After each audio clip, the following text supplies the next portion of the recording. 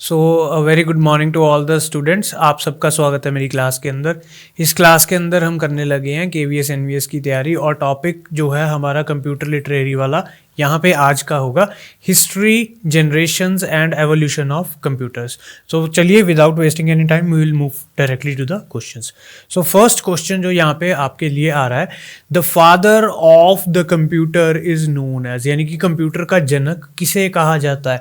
हमारे पास चार ऑप्शंस है, Charles Babbage, Alan Turing, Bill Gates और जॉन नेपियर। तो आपको ये क्वेश्चन तो हर स्टूडेंट को मैं मानता हूँ कि पता ही होगा। जो स्टूडेंट कंप्यूटर की तैयारी कर रहा है उसके लिए ये क्वेश्चन का आंसर बहुत ही ज़्यादा इंपॉर्टेंट है और इसका जो सही आंसर है वो है ऑप्शन नंबर ए, यानी कि चार्ल्स बेबेज। इसके बाद हम मूव करते हैं नेक्स्ट सवाल पर। सो नेक्स्ट सवाल के ऊपर हम देख रहे हैं द फर्स्ट कैलकुलेटिंग डिवाइस। तो फर्स्ट कैलकुलेटिंग डिवाइस यानी कि पहला गणना उपकरण यानी कि कैलकुलेटर। तो किसी भी तरह का जो कैलकुलेटर है वो पहला कौन सा आया था जिसने आगे जाके कंप्यूटर का रूप ले लिया। तो इसका जो सही उत्तर है वो है अबेकस। ठीक है जी। सो अबेकस आपने देखा होगा बच्चों के लिए मार्केट के अंदर भी मिलता है। सो जनरली वो इस तरह का लकड़ी का फ्रेम होता है और इसके अंदर मेटल की ये रॉड्स होती हैं और इसके ऊपर प्लास्टिक की या लकड़ी की अलग अलग कलर की बीड्स लगी होती हैं। ठीक है ना। तो इन बीड्स को चाइनीज़ लोग ज़्यादा यूज़ करते थे इस अबेकस को, एंड वो इसके साथ कुछ ना कुछ कैलकुलेशंस कर लेते थे। ठीक है जी। तो ये बेसिक फॉर्म है जो आपने याद रखना है। इसके बाद हम मूव करते हैं नेक्स्ट क्वेश्चन पे, विच जनरेशन यूज्ड वैक्यूम ट्यूब्स। तो यहाँ पे हम जनरेशन्स की बात करेंगे। अब तक की जो जनरेशन है वो टोटल 5 है, first, second, third, fourth and fifth generation. तो अब की जो जनरेशन है जो हमारी चल रही है 2025 की अगर हम बात करें वो है फिफ्थ जनरेशन। तो इस क्वेश्चन के लिए हमने पूछा हुआ है कि वैक्यूम ट्यूब्स कौन सी जनरेशन के अंदर आए थे। ऑप्शंस हैं first generation, second generation, third generation, fourth generation. जो सही उत्तर है वो है फर्स्ट जनरेशन। ये जो वैक्यूम ट्यूब है ये तकरीबन कमरे के साइज़ की होती थी। आप सो इमेजिन कर सकते हैं, मान लीजिए कुछ घरों के ऊपर पानी की टंकी होती है, वो 2000 लीटर की टंकी होती है, उतने बड़े साइज़ की ये वैक्यूम ट्यूब होती थी। सो फोर्थ क्वेश्चन है जो हमारे पास, यहाँ पे हम बात करते हैं इंटेल 4004 माइक्रो प्रोसेसर की बात हो रही है। ये कौन सी जनरेशन में बिलोंग करता है, यानी कि किस जनरेशन, कौन सी पीढ़ी का ये माइक्रो प्रोसेसर होता है। तो जब भी हम डिस्कस करते हैं जो भी माइक्रो प्रोसेसर की बात हो रही है ना, सो माइक्रो प्रोसेसर आए थे हमारे पास फोर्थ जनरेशन के अंदर। तो इसका जो सही उत्तर है वो है फोर्थ जनरेशन। सो हर जनरेशन के अंदर कुछ ना कुछ चीज़ आई, जैसे जैसे हम सवाल करते जाएंगे आपको पता लगता जाएगा। So IC technology was introduced in, IC की तकनीक कौन सी पीढ़ी के अंदर आई। तो यहाँ पे अब फिर से जनरेशन का सवाल आ गया। तो आईसीज कब आए एक्चुअल में, तो ये इसके हमारे पास कुछ ऑप्शंस है, first generation, second generation, third generation. जो सही उत्तर है वो है third generation. So third generation था जो वो आईसीज का था। आईसी का फुल फॉर्म होता है इंटीग्रेटेड सर्किट। तो इससे पहले हमने क्या किया था, फोर्थ जनरेशन। सो फोर्थ जनरेशन कौन सा था, फोर्थ जनरेशन था माइक्रो प्रोसेसर का। माइक्रो प्रोसेसर जो आपने कंप्यूटर्स के अंदर लगे हुए सुने होते हैं, है ना। तो किसी भी एक अगर पॉपुलर माइक्रो प्रोसेसर की बात करें जो आजकल के ज़माने में चलती है, सो इंटेल का आप बता सकते हैं। ठीक है जी। इंटेल का कोर i5 या कोर i7 हो गया। ठीक है। तो ये वाले जो प्रोसेसर हैं आजकल प्रचलन में है, बहुत ज़्यादा कॉमनली यूज्ड होते हैं। इसके बाद सिक्स्थ क्वेश्चन हमारा है, which of the following is not an input device. इनमें से कौन सा इनपुट डिवाइस नहीं है। तो यहाँ पे हमारे पास कुछ ऑप्शंस हैं इनपुट डिवाइसेस और आउटपुट डिवाइसेस की, इनमें से आपने सिलेक्ट करना है। स्कैनर जो है, सबसे पहली ऑप्शन है स्कैनर जो है ये एक इनपुट डिवाइस है। क्यों इनपुट डिवाइस है, क्योंकि ये आपके पेपर को स्कैन करके सॉफ्ट कॉपी बना देता है। ठीक है जी। उसके बाद हम चेक करते हैं कीबोर्ड। कीबोर्ड के ऊपर कीज़ लगी होती हैं, आप कीज़ दबा के किसी भी तरह की जो इंस्ट्रक्शन है वो अपने कंप्यूटर को दे सकते हैं। ठीक है जी। तो और थर्ड मॉनिटर। मॉनिटर से क्या होता है, जो कंप्यूटर के अंदर इंफॉर्मेशन है, कंप्यूटर के अंदर जो इंफॉर्मेशन है वो आप विजिबली देख सकते हैं। वो आपको विजिबल हो जाती है। और माउस क्या है? एक ग्राफिकल पॉइंटिंग डिवाइस। सो जब हम डेफिनेशन करेंगे इसकी, सो डेफिनेशन के अंदर क्या आएगा? Graphical pointing device. तो ये भी एक तरह का ही इनपुट डिवाइस है, क्योंकि ये कहीं पे मूव कर रहा है और आप इसको इंस्ट्रक्शन दे के इनपुट दे सकते हैं। एक और भी इनपुट डिवाइस का है जो हम बात कर रहे हैं, जैसे कि यहाँ पे स्मार्ट बोर्ड है, तो जैसे मैं इसको टच करता हूँ तो ये लिख देता है, यानी कि ये एक टच स्क्रीन है, तो ये भी एक इनपुट डिवाइस है। तो इसका उत्तर कौन सा हुआ? कौन सा इनमें से इनपुट डिवाइस नहीं है? जो सही आंसर है वो है option number C, monitor. So monitor input device नहीं है, ये एक आउटपुट डिवाइस है। इसके बाद नेक्स्ट क्वेश्चन हम देखते हैं, कौन सा इनमें से एक आउटपुट डिवाइस नहीं है? ठीक है जी, तो यहाँ पे आपने नहीं पे हाईलाइट कर लिया, यानी कि यहाँ पे कितने सारे आउटपुट डिवाइसेस दिए होंगे, कितने सारे इनपुट डिवाइसेस दिए होंगे, तो आपको ढूंढना है कि कौन सा आउटपुट डिवाइस नहीं है।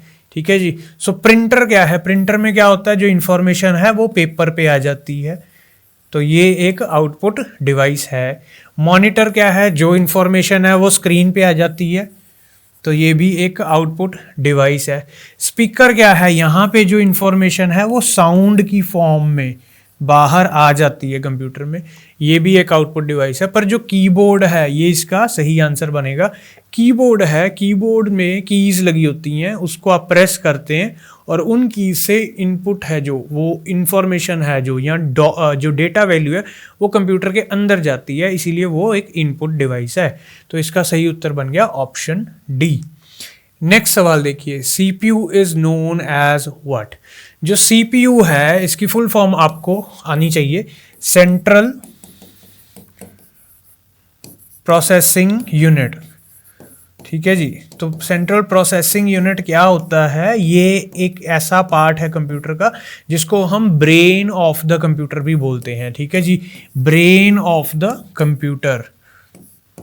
तो ब्रेन क्यों बोलते हैं? क्योंकि ये सारा का सारा दिमाग वाला काम करता है। ठीक है जी। तो जो भी कैलकुलेशन है, जो भी किसी तरह का प्लस माइनस करना है, वो सारे काम ब्रेन ही करता है। इसीलिए जो CPU है इसको हम ब्रेन ऑफ द कंप्यूटर कहते हैं, हार्ट नहीं कहते। और ये वाली ऑप्शंस तो बिल्कुल ही अलग होगी, मेमोरी यूनिट, कंट्रोल यूनिट, ये भी नहीं है इसका आंसर। नेक्स्ट हम मूव करते हैं, यहाँ पर हमारे पास ऑप्शन आ गई है, सवाल आ गया है, which memory is volatile? So volatile का मतलब होता है जो वेपोराइज हो जाए।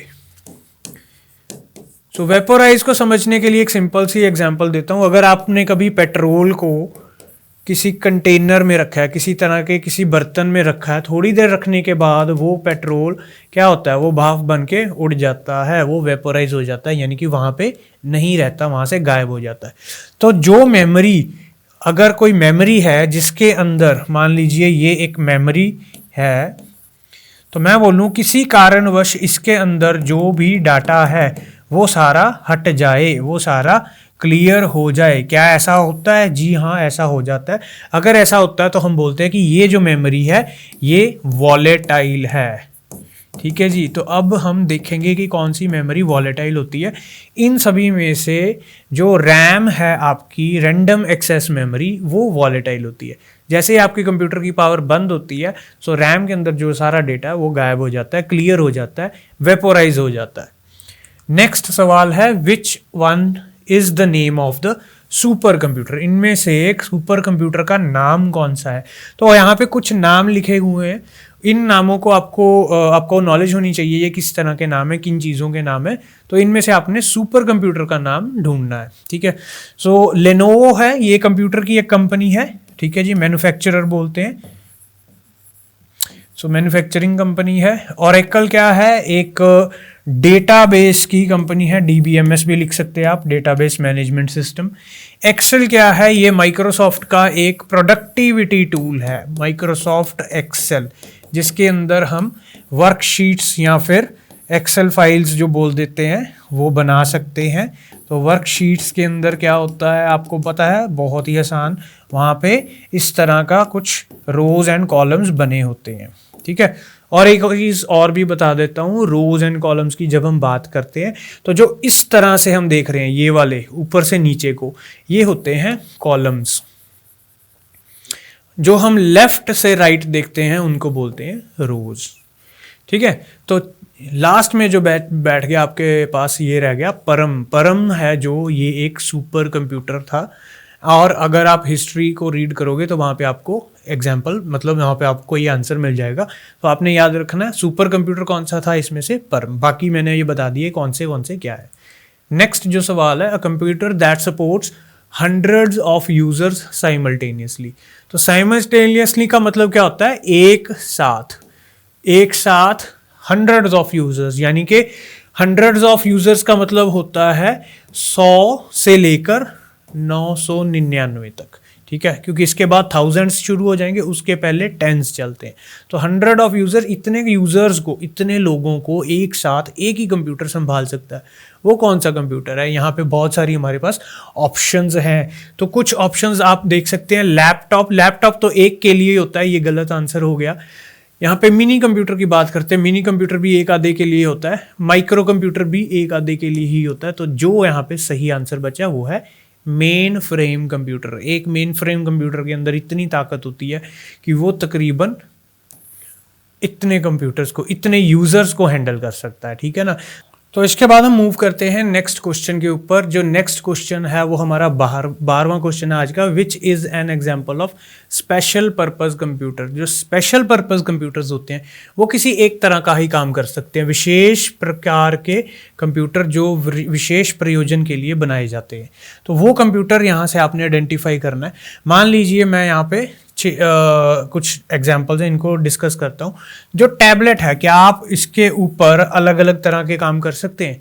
मान लीजिए क्या मैं बोलूँ, इसके ऊपर आप कैलकुलेशन, तो सबके लिए हम यही देखेंगे, कैलकुलेशन कर सकते हैं, एडिटिंग कर सकते हैं, या फिर म्यूजिक प्ले कर सकते हैं। ठीक है, तो ये ऑप्शन सबके ऊपर हमने चेक करनी है। टैबलेट के ऊपर कर सकते हैं, जी हाँ कर सकते हैं, तो ये जनरल पर्पस हो गया, गलत हो गया। डेस्कटॉप के ऊपर कर सकते हैं, जी हाँ कर सकते हैं, इनके ऊपर भी सारी चीज़ें हो सकती हैं, ये भी जनरल पर्पस हो गया। लैपटॉप के ऊपर कर सकते हैं, जी हाँ कर सकते हैं, ये भी जनरल पर्पस हो गया। वेदर फोरकास्टिंग कंप्यूटर के ऊपर नहीं कर सकते, ये क्या हुआ जी, ये एक स्पेशल पर्पस कंप्यूटर है जिसके ऊपर सिर्फ और सिर्फ वेदर फोरकास्टिंग की आइडेंटिफाई की जा सकती है। नेक्स्ट जो सवाल है वो है data in a computer means. Computer में डेटा का क्या अर्थ है। तो डेटा किसी भी तरह के अंदर मिल सकता है। जनरली ये फैक्ट्स और फिगर्स की फॉर्म में होता है। ठीक है जी, फैक्ट्स यानी कि तथ्य, और फिगर्स यानी कि किसी की तरह के कोई नंबर्स हो गए हैं, ठीक है, डिजिट्स हो गए हैं, तो इनकी फॉर्म में मिल जाता है। तो मान लीजिए यहाँ पे कहीं कोई इन्फॉर्मेशन है, कोई भी मैंने लिख लिया, मान लो 8 लिखा है। सो ये 8 का आपको मीनिंग नहीं पता कि ये क्या है, ये रॉ है, कच्चे फॉर्म में है, तो ये क्या हुआ जी, ये हो गया आपका डेटा। सो आपका जो सही आंसर यहाँ से होगा वो होगा रॉ फैक्ट्स, कच्चे facts. Raw facts and figures को हम बोलते हैं डेटा। तो दोनों को अगर हम यहाँ पे मिश्रित कर दें तो आपको बोलते हैं, इसको बोलते हैं डेटा। ठीक है जी, अब हम देखते हैं नेक्स्ट सवाल। Information in a computer means. अब कोई भी जो फैक्ट एंड फिगर है, यानी कि जो डेटा है, जब उसकी प्रोसेसिंग हो जाए, यानी कि डेटा की हम प्रोसेसिंग कर दें, ठीक है, तो क्या होगा, मतलब वो एक मीनिंग के अंदर आ जाएगा, तब इसको हम बोलेंगे इंफॉर्मेशन। ठीक है जी, इंफॉर्मेशन कब बनता है, जब डेटा की प्रोसेसिंग हो जाए और उसके अंदर, अब यहाँ पे क्या होगा, यहाँ पे नो मीनिंग, ठीक है जी, तो यहाँ पे कोई मीनिंग नहीं होगा, पर यहाँ पे there will be a meaning बन जाएगा आपकी इंफॉर्मेशन का। तो यहाँ इसमें हम ऑप्शंस देखते हैं, जो प्रोसेस्ड डेटा होता है उसको हम इंफॉर्मेशन बोलते हैं। रॉ डेटा या रॉ फैक्ट एंड फिगर को तो डेटा ही बोलेंगे। प्रोसेसिंग होने के बाद वो बन जाता है इंफॉर्मेशन। तो यहाँ पे हम करने लगे हैं नेक्स्ट क्वेश्चन। नेक्स्ट क्वेश्चन के अंदर इनायक वॉज डेवलप्ड इन, यानी कि इनायक कब विकसित हुआ था। तो यहाँ पे कुछ ईयर्स मेंशन किए हुए हैं, यहाँ पे आपने इस पार्ट को इग्नोर कर देना, ये दोबारा गलती से प्रिंट हो गया। ठीक है जी, तो ये कौन से ईयर के अंदर इनायक डेवलप हुआ था, तो इसका जो सही उत्तर है ये है 1946। तो जनरली हुआ क्या था एग्जैक्टली अगर आप इसको इंटरनेट के ऊपर फाइंड आउट करोगे तो आपको मिल जाएगा कि 1943 से लेके 1945 के अंदर इनायक बन गया था। ठीक है जी। तो कई बार अलग अलग जगह पे आप अलग अलग प्रकार की इंफॉर्मेशन देखेंगे। देखिए क्या होता है कि जब आपके पास ऑप्शंस आती हैं ना एग्जाम के अंदर, तो उसमें सही उत्तर हो सकता है थोड़ा बहुत इधर उधर हो, बट आपने क्या करना है, आपने देखना है कि जो आपको ऑप्शंस दी गई हैं उनमें से सबसे ज़्यादा सही या सभी के पास वाला जो आंसर है वो कौन सा है, तो आपने उस हिसाब से आंसर करना है। तो इसके बाद हम मूव करते हैं अगले क्वेश्चन पर। विच machine was designed by Charles Babbage. अब ये चार्ल्स बेबेज है, ये फादर ऑफ कंप्यूटर है, इन्होंने कुछ मशीनें भी डिज़ाइन की है। अब इनमें से कौन सी मशीन डिज़ाइन की है, इसके अलावा भी की हैं कुछ, बट आपका जो सवाल है वो ये है कि इनमें से कौन सी डिज़ाइन की है। तो इसमें से अगर हम बात करें तो जो चार्ल्स बेबेज हैं इन्होंने एनालिटिकल इंजन डिज़ाइन किया था। इसके बाद नेक्स्ट क्वेश्चन पे जाते हैं, who invented the difference engine.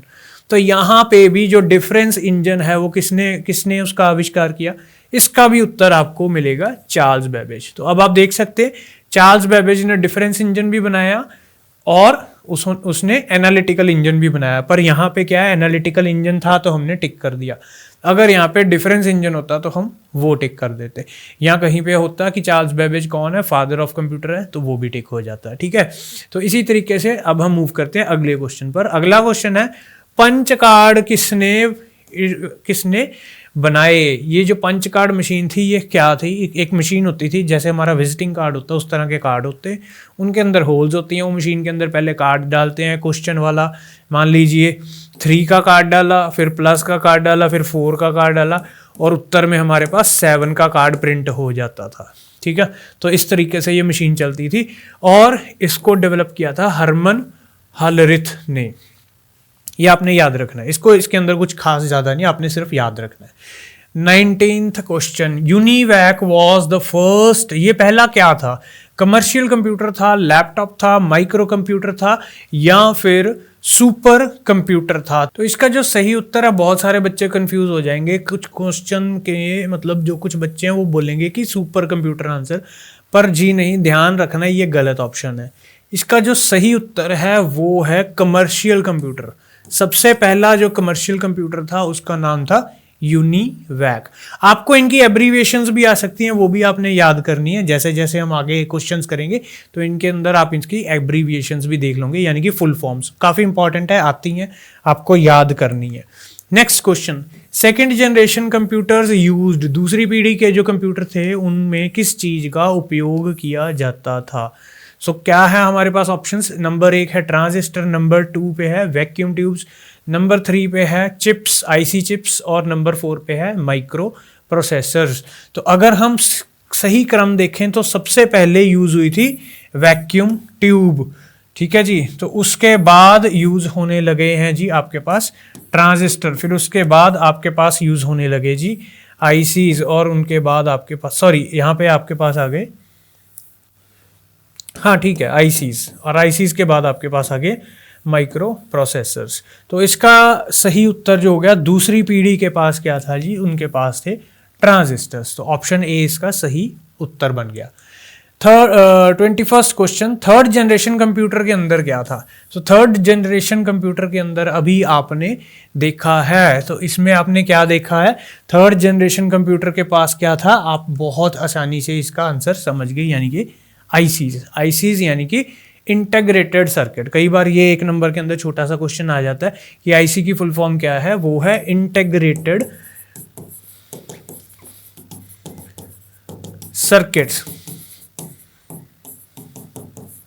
या सर्किट भी हो सकता है। ठीक है, आप अकेला एस ना भी बोलेंगे तो भी चल जाएगा। इसके बाद जो नेक्स्ट क्वेश्चन है वो फोर्थ जनरेशन के पास क्या था। अब भाई चौथी जो जनरेशन थी उनके पास क्या था, वैक्यूम ट्यूब तो था फर्स्ट जनरेशन के पास, पंच कार्ड किसके पास थे ये आपको नहीं पता तो छोड़ दो, मैग्नेटिक ड्रम किसके पास था ये भी आपको नहीं पता तो छोड़ दो, बट आपको सही उत्तर पता होना चाहिए जो कि है माइक्रो प्रोसेसर्स। तो चौथी जनरेशन के पास क्या था, माइक्रो प्रोसेसर्स। फिफ्थ जनरेशन आ गई है। अब फिफ्थ जनरेशन वाला काफ़ी ज़्यादा इंपॉर्टेंट है। इसके लिए आपको पास जो ऑप्शन है वो क्या है, पांचवी पीढ़ी के पास क्या है, आपने भी सुना होगा इनमें से सबसे ज्यादा जो लेटेस्ट टर्म क्या है, उसका नाम है आर्टिफिशियल इंटेलिजेंस। जी हाँ, ऑप्शन ए है इसका सही उत्तर, यानी कि आर्टिफिशियल इंटेलिजेंस। ये 5th जनरेशन जो कि अब की है ना, 2025 जो है ये हमारा 5th जनरेशन के अंदर पड़ता है। इसके बाद हम मूव करते हैं अगले क्वेश्चन पे।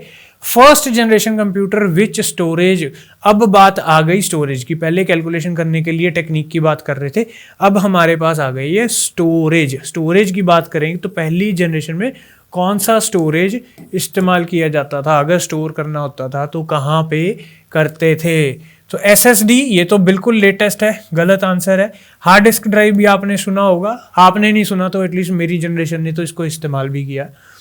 उसके पहले आपके पास क्या होते थे? मैग्नेटिक टेप, यानी कि जो आपने कैसेट्स देखे थे।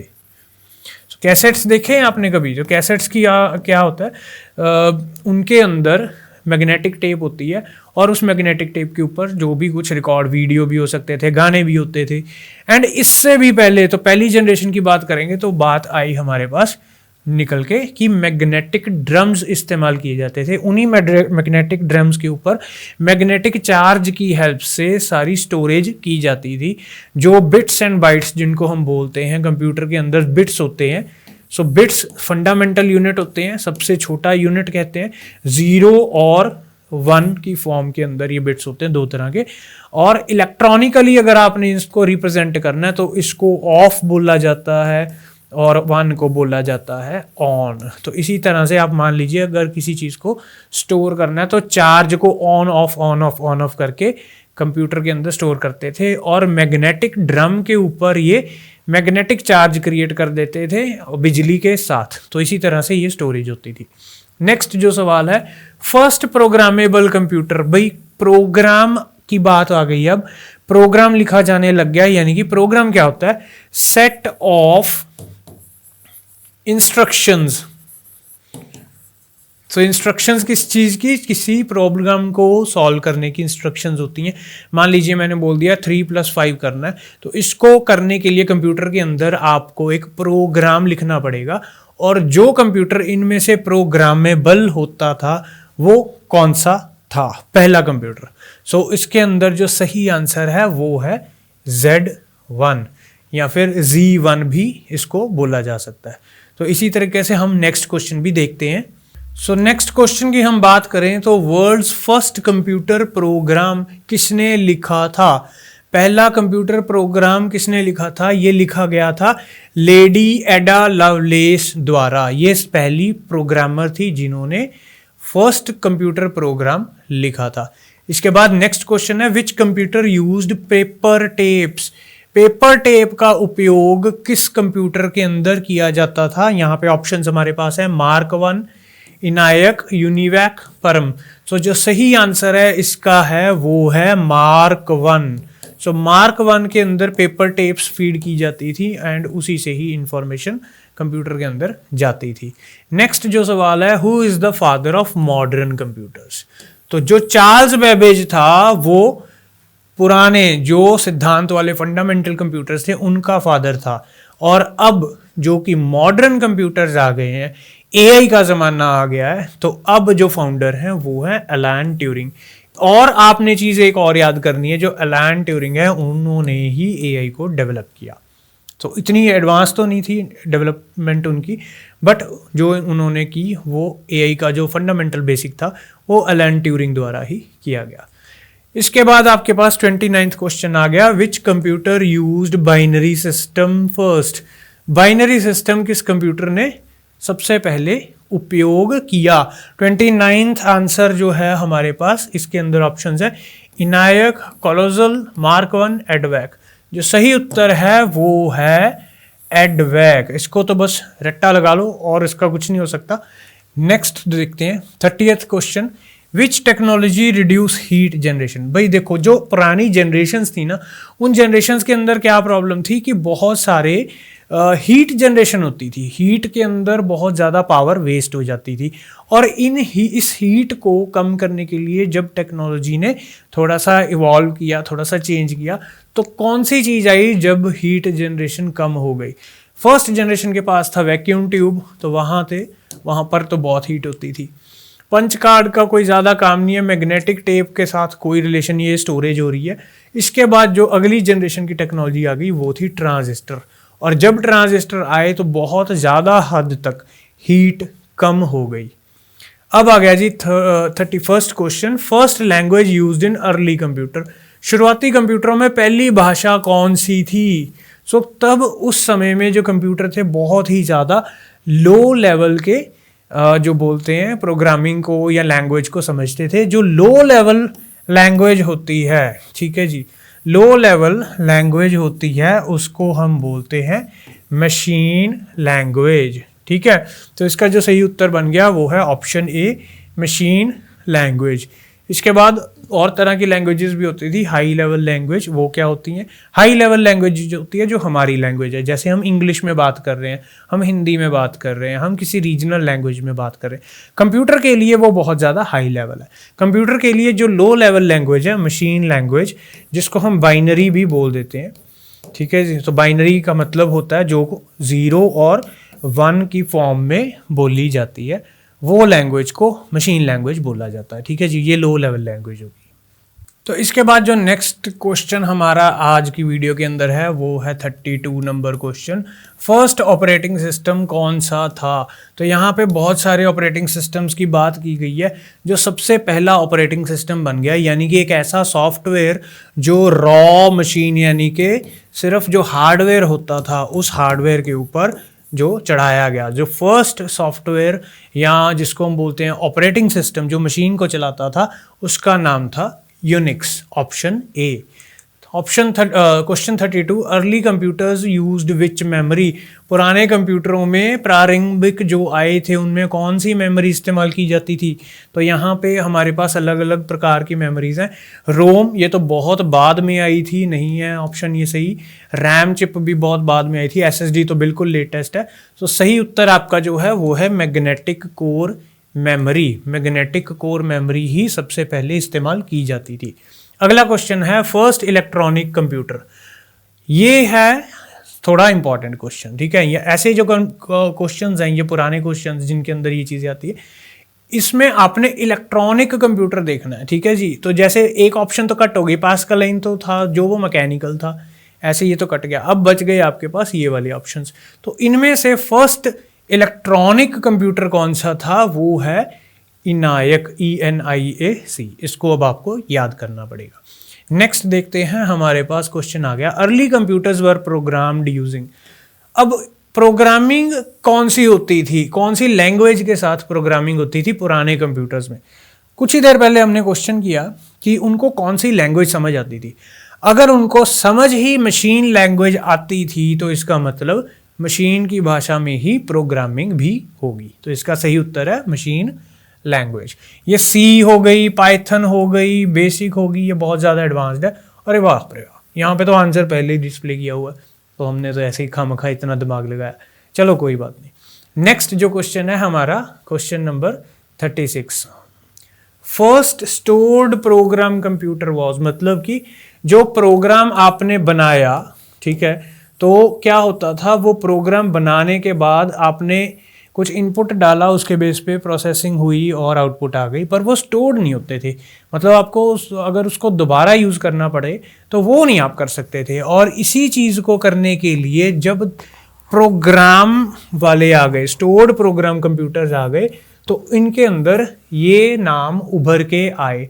तो इनमें से जो सब फर्स्ट प्रोग्राम्ड मतलब स्टोर्ड प्रोग्राम वाला कंप्यूटर था वो था एडवैक, EDVAC, यानी कि ऑप्शन नंबर 1। 37th क्वेश्चन है, first computer bug was caused by. भाई बग का मतलब होता है एरर।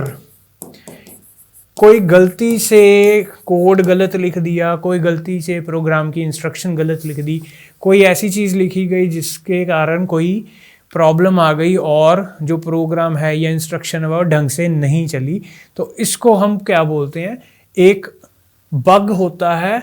वो किसकी वजह से आया, तो वो क्या था, वो रैम की वजह से नहीं था, सीपीयू की वजह से नहीं था, हार्ड डिस्क की वजह से नहीं था, एक मौत था। ठीक है, एक कीड़ा, ऐसा कीड़ जो कंप्यूटर के अंदर चला गया जिसने कुछ गड़बड़ कर दी और सही से कंप्यूटर ने इस मतलब वो चला नहीं। उस दिन के बाद जो भी एरर आता था तो वो कहते थे ये एरर किसकी वजह से आया है, ये एरर एक बग की वजह से आया है, इसीलिए ये नाम पड़ गया बग। उसके बाद से ये जाना जाने लग गया। 38th question, who coined the term bug. अब ये बग वाला जो शब्द है ये किसने दिया, तो यहां पर जो वो प्रोग्रामर थे, जो जिस पर्सन ने ट्रबल शूट किया, ढूंढा कि क्या प्रॉब्लम है, उसका नाम था ग्रेस हॉपर। सो ग्रेस हॉपर ने बताया कि एक बग की वजह से, यानी कि एक मौत की वजह से कंप्यूटर के अंदर एरर आ गया, वो चला नहीं ढंग से, तब से ये नाम बग पड़ गया। किसी तरह का एरर अगर प्रॉब्लम आती तो बोलते थे कि बग आ गया। Next question, first computer company was. अब इनमें से कौन सी कंप्यूटर कंपनी फर्स्ट है, बहुत ही ज़्यादा इंपॉर्टेंट है। जो फर्स्ट कंप्यूटर बनाने वाली कंपनी थी, जो कमर्शियल लेवल पर बनाती थी, वो थी IBM। ठीक है ना, सो IBM हो गया। Next 40th question, full form of UNIVAC. अरे यार, इसी वजह से मैंने यूनिवैक का पहले आपको फुल फॉर्म नहीं बताया था। तो यूनिवैक यहाँ पे कौन सा कंप्यूटर मतलब फुल फॉर्म है, यहाँ पे आप देख सकते हैं। यूनिक वैल्यू कंप्यूटर नहीं जी, यूनियन वैल्यू कंप्यूटर कैलकुलेटर नहीं, अनलिमिटेड वैल्यू कंप्यूटर नहीं जी। इसका जो फुल फॉर्म है वो है यूनिवर्सल ऑटोमेटिक कंप्यूटर। उस समय में कंप्यूटर जो ऑटोमेटिक होते थे यही होना बहुत बड़ी बात होती थी, इसलिए जो पहले पहले कंप्यूटर्स आए उनके अंदर जब ये कॉइन की गई फुल फॉर्म यूनिवैक, तो उसका फुल फॉर्म के अंदर ऑटोमेटिक वर्ड आया था। ठीक है जी, तो तब बनाइए universal automatic computer. 41st question देखिए जी, फर्स्ट कमर्शियली सक्सेसफुल कंप्यूटर। अब कमर्शियली सक्सेसफुल मतलब आम लोगों को प्रोवाइड कर दिया, आम लोग उसको यूज कर सकते थे। और अगेन ये भी यूनिवैक ही था, क्योंकि यूनिवैक ही तो लोगों के लिए बनाया गया था और वही सक्सेसफुल था, इसीलिए तो बना के लोगों को दिया गया। और इसलिए ये जो यूनिवैक है ये फर्स्ट कमर्शियली सक्सेसफुल कंप्यूटर के अंदर भी गिना जाता है। इसके बाद हम मूव करते हैं नेक्स्ट क्वेश्चन के ऊपर, जो कि हमारा 42nd कंप्यूटर क्वेश्चन है। Keyboards and monitors began in which generation. भाई ये कीबोर्ड और मॉनिटर कौन सी पीढ़ी के अंदर आने शुरू हो गए। पहले जो थे इनपुट्स और आउटपुट्स वो अलग तरह के डिवाइसेस से जाते थे। यूजर के द्वारा डायरेक्ट कीबोर्ड और माउस का इस्तेमाल कब होने लगा, ये होने लगा जब आपके पास आ गई थी थर्ड जनरेशन। थर्ड जनरेशन के अंदर ये काम होना संभव हो गया।